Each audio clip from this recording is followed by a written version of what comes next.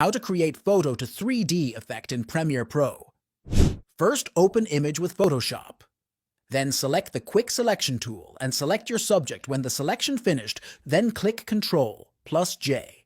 So this will create a new layer with the object of your selection. Now disable the top layer, so then select the bottom layer.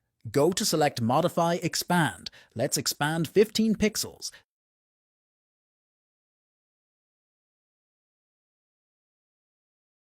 Then click Shift plus F5 and click OK again. Enable the top layer.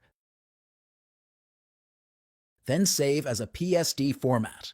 So let's jump into Premiere Pro. Then double-click on the project panel and select our PSD file.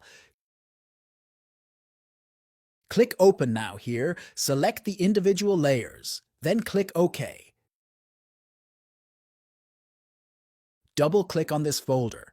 Drag background picture on layer, then drag main picture above the background layer. So select the top layer, then go to Effects Control and click on the Scale stopwatch icon.